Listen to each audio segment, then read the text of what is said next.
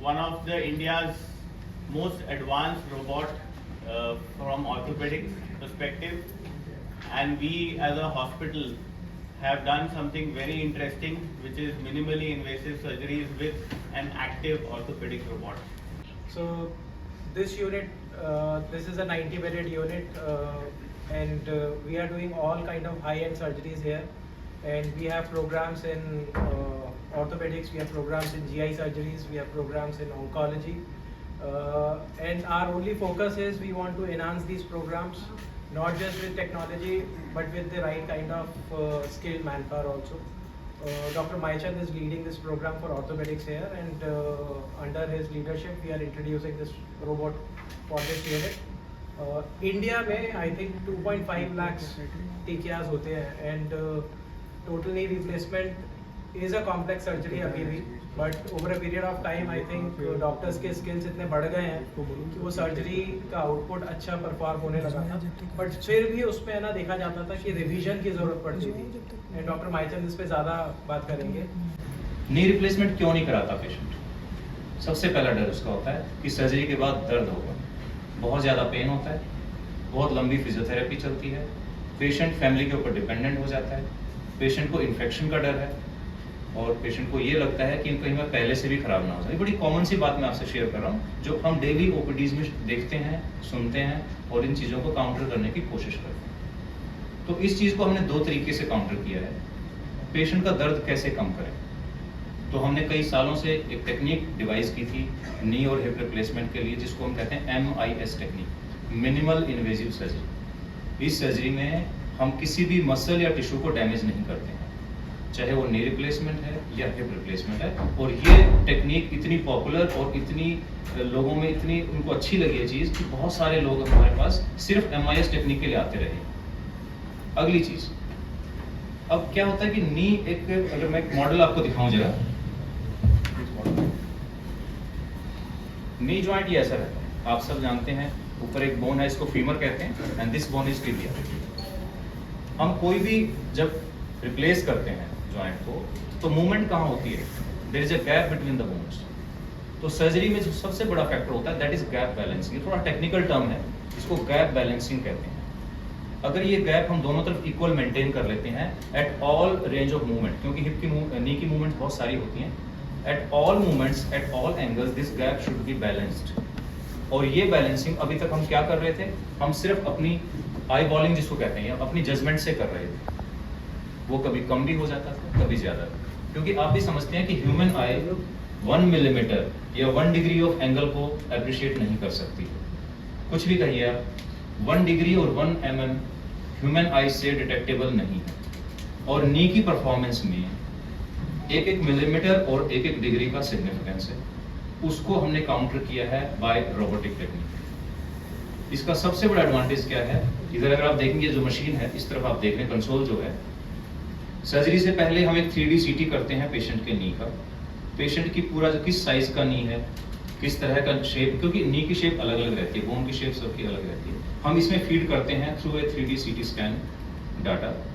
हमारा जो कंप्यूटर है वो हमें सर्जरी से पहले ही बता देता है कि अगर आप इम्प्लांट को इस पर्टिकुलर एंगल पर डालोगे, इस पर्टिकुलर साइज का इम्प्लांट रखोगे, तो पेशेंट की परफॉर्मेंस ऐसी आएगी। This thing was unthinkable before this machine came in.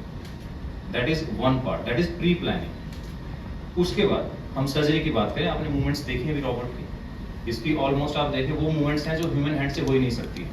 It can move in all directions. तो इसके लिए कि उस जो कंप्यूटर हमें बता रहा है, जो हमारा सॉफ्टवेयर हमें गाइड कर रहा है कि इस एंगल पर डालना चाहिए फॉर बेस्ट परफॉर्मेंस। रिवीजन की बात अभी अमित जी ने की है। रिवीजन यानी कि बार बार ऑपरेशन होना। एल्डरली आदमी 70 साल का आदमी है, अगर आप उसको कोई 10 साल बाद फिर सर्जरी होगी, 10 साल बाद फिर सर्जरी होगी, इट्स पैथेटिक। फैमिली भी थक जाती है, financially emotionally they are drain, they are not ready for 2-3 surgeries. एक सर्जरी कराना भी मुश्किल है, it's a financial burden on the family. तो हम रिवीजन रेट कैसे कम कर रहे हैं? हम इस मशीन से गैप बैलेंसिंग कर रहे हैं। इम्प्लांट का एंगल, इंक्लिनेशन सब कुछ प्री कैलकुलेट करके चलते हैं। लेकिन अगर मैं हाथ से काम कर रहा हूं तो वो एंगल और इंक्लिनेशन चेंज हो सकता है during the surgery, and my patient may not be able to get the best result. तो उसके लिए हमें इस रोबोटिक आर्म की जरूरत होती है। तो ये दो पार्ट है मशीन के। सो रोबोटिक आर्म को हम जो डिक्टेट करते हैं ये एग्जैक्टली वही कट और वही एंगल मेरे को देती है जो मैं हाथ से नहीं कर पा रहा था। ये भी कहीं इंडिया में कहीं ये बहुत सही सवाल पूछा है। ये आपने बहुत सारे रोबोटिक सर्जरी के बारे में सुना होगा।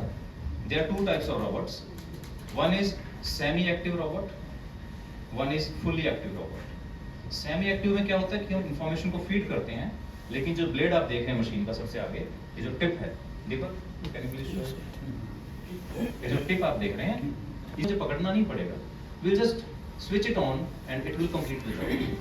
It takes 12 minutes to complete any replacement. पूरी सारे मैनूवर जो इसके हैं वो इंडिपेंडेंट हैं, इसमें कहीं भी ह्यूमन हैंड नहीं है। तो इसमें फर्स्ट क्या है इंडिया में कि जब भी रोबोटिक सर्जरी करते हैं, to allow the robot to work, लोगों को अभी भी ओपन यानी कि ट्रेडिशनल टेक्निक से नहीं रिप्लेसमेंट करना पड़ता है। For the first time we are combining the robotic technique with MIS technique, यानी कि हम पेशेंट को टेक्निक का भी फायदा दे रहे हैं और टेक्नोलॉजी का भी फायदा दे रहे हैं।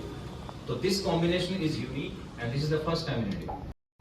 जब भी हम सर्जरी करते हैं, हम टिश्यू को डैमेज करते हैं, उससे क्या होता है, वेन्स ब्लॉक हो जाती है और पेशेंट को कुछ महीनों कुछ सालों तक स्वेलिंग आती रहती है। जब भी वो लंबा ट्रैवल करते हैं, 1 घंटे के लिए बैठ गए, कहीं मूवी देख रहे हैं, तो स्वेलिंग आ जाती है। तो हम MIS टेक्निक से मिनिमम ट्रॉमा कर रहे हैं टिश्यूज पर।